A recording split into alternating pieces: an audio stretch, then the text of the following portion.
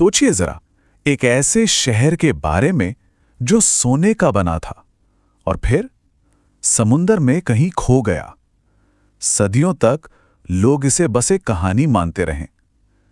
लेकिन क्या हो अगर वो कहानी सच निकल आए? आज हम भारत के सबसे बड़े रहस्यों में से एक की गहराइयों में उतरने वाले हैं, भगवान कृष्ण की खोई हुई नगरी द्वारका। तो देखिए, हमारे प्राचीन ग्रंथों में द्वारका का जो जिक्र मिलता है वो किसी आम शहर का नहीं है। जरा सोचिए, 9 लाख महल, और वो भी सोने, चांदी और कीमती रत्नों से बने हुए। ये एक ऐसी भव्य नगरी थी जिसकी कल्पना करना भी मुश्किल है, जिसे देवताओं का घर कहा जाता था। लेकिन सदियों तक दुनिया ने शानदार शहर को सिर्फ एक कहानी माना, एक मिथक। मगर सवाल तो यही है, क्या यह सच हो सकता है? क्या समुंदर की गहराइयों में वाकई एक पूरा का पूरा शहर दफन है? और बस यही एक सवाल हमें मिथक से इतिहास की तरफ ले जाता है। तो कहानी कुछ यूं है कि अपनी प्रजा को बार बार के हमलों से बचाने के लिए भगवान कृष्ण ने समुद्र देव से 12 योजन जमीन मांगी। अब 1 योजन होता है करीब 13 किलोमीटर, यानी कि उन्होंने एक बहुत बड़ी और सुरक्षित राजधानी बनाने के लिए समंदर से ही जमीन का एक टुकड़ा मांग लिया था। और सुनिए, ये कोई ऐसा वैसा शहर नहीं था। इसे बनाने वाले थे खुद दिव्य वास्तुकार विश्वकर्मा और मयासुर। ये एक पूरी तरह से प्लान की गई सिटी थी, जिसमें सड़कें सीधे एक बड़े बंदरगाह तक जाती थीं। उस जमाने में भी यहाँ सिंचाई और पानी सप्लाई का एडवांस्ड सिस्टम था, जिसने इसे समुद्री व्यापार का एक बड़ा सेंटर बना दिया था। चलिए, अब कहानी को हजारों साल आगे ले चलते हैं, 20वीं सदी में। ये वो दौर था जब मिथक और हकीकत के बीच की धुंधली लकीर मिटने लगी, क्योंकि कुछ हिम्मत वाले खोजकर्ताओं ने ठान लिया था कि वो ग्रंथों की इन बातों का सच समंदर की तह में जाकर ढूंढ निकालेंगे। तो सुराग मिलने शुरू हुए, पर धीरे धीरे 1930 के दशक में कुछ पायलटों और मछुआरों ने बताया कि उन्होंने समंदर के नीचे कुछ अजीब सीधी सीधी लाइनें देखी हैं। फिर 1963 में आर्कियोलॉजिकल सर्वे ऑफ इंडिया ने बेट द्वारका के पास खुदाई शुरू की। लेकिन असली गेम चेंजर तो 70 के दशक में आया, जब एक तांबे की प्लेट मिली जिस पर साफ साफ लिखा था कि भगवान कृष्ण यहीं रहते थे। अब ये सिर्फ एक कहानी नहीं रह गई थी।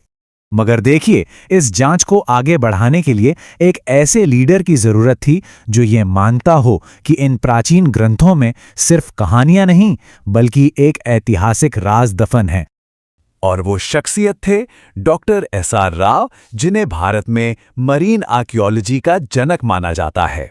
उनका नजरिया कह सकते हैं बिल्कुल क्रांतिकारी था।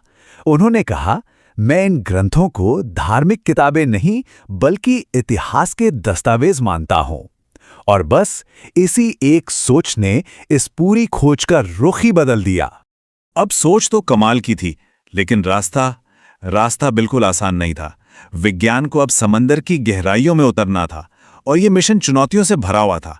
पैसों की भारी कमी थी, टेक्नोलॉजी नहीं थी, और ज्यादातर लोग तो ये मानने को ही तैयार नहीं थे कि कोई पौराणिक शहर सच में मिल भी सकता है। सोचिए जरा, उस वक्त भारत में मरीन आर्कियोलॉजी एक बिल्कुल नया फील्ड था। यकीन करेंगे, शुरुआती खोज के लिए फंडिंग थी सिर्फ 800 रुपए। ना कोई एडवांस्ड रोबोट, ना कोई हाईटेक मशीनें। यहां तक कि साइंटिफिक कम्युनिटी के लोग भी उन पर शक कर रहे थे। पर डॉक्टर राव और उनकी टीम ने हार नहीं मानी।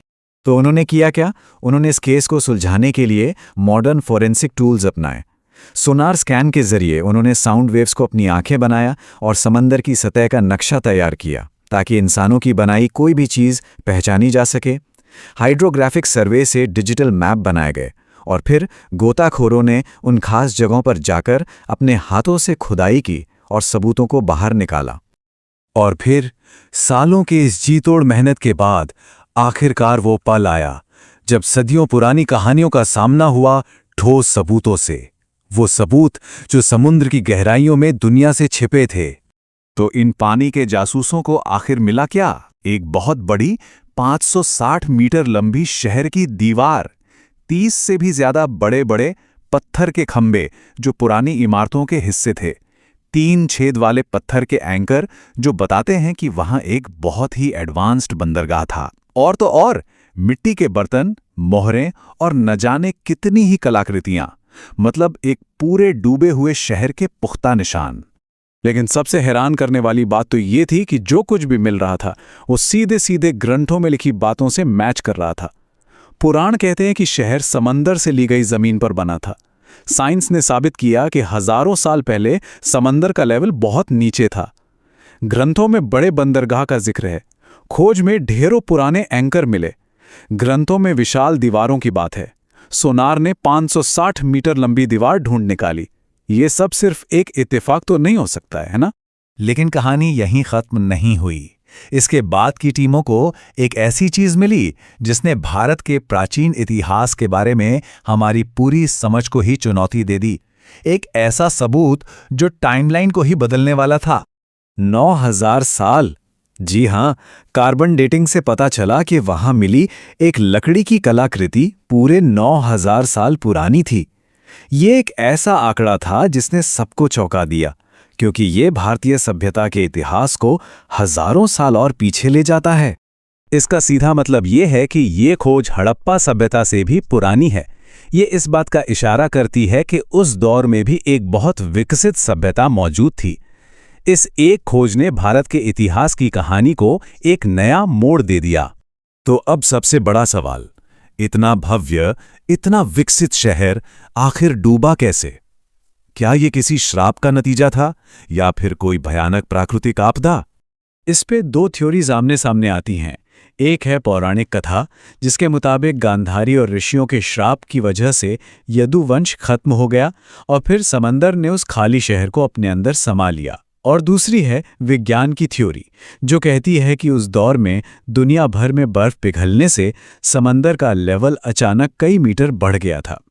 तो क्या ऐसा हो सकता है कि श्राप वाली कहानी दरअसल उसी प्राकृतिक आपदा को याद रखने का एक तरीका हो? तो सवाल ये है कि इस खोए हुए शहर की कहानी आज हमारे लिए इतनी जरूरी क्यों है? देखिए, इसका महत्व सिर्फ एक पुरानी खोज होने से कहीं ज्यादा है। ये भारत की पहचान, उसकी विरासत और उसके इतिहास की कहानी से जुड़ा है। पहली बात तो ये कि ये खोज महाभारत में बताई गई घटनाओं को एक मजबूत वैज्ञानिक आधार देती है। ये हमारी सांस्कृतिक और धार्मिक विरासत को और भी पुख्ता करती है। ये भगवान कृष्ण को सिर्फ आस्था के नजरिए से नहीं, बल्कि विद्वानों के लिए एक ऐतिहासिक शख्सियत के तौर पर भी देखने का रास्ता खोलती है।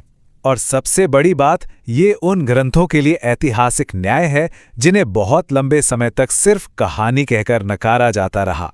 और देखिए, ये कहानी सिर्फ इतिहास की किताबों में नहीं है, ये आज भी जिंदा है।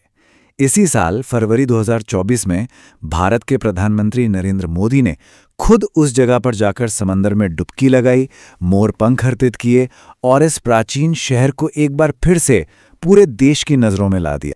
तो आखिर में द्वारिका की ये कहानी हमें एक बहुत बड़ी बात सिखाती है कि शायद आस्था और विज्ञान 2 अलग अलग ध्रुव नहीं है, बल्कि ये एक ही सच तक पहुंचने के 2 अलग अलग रास्ते हो सकते हैं।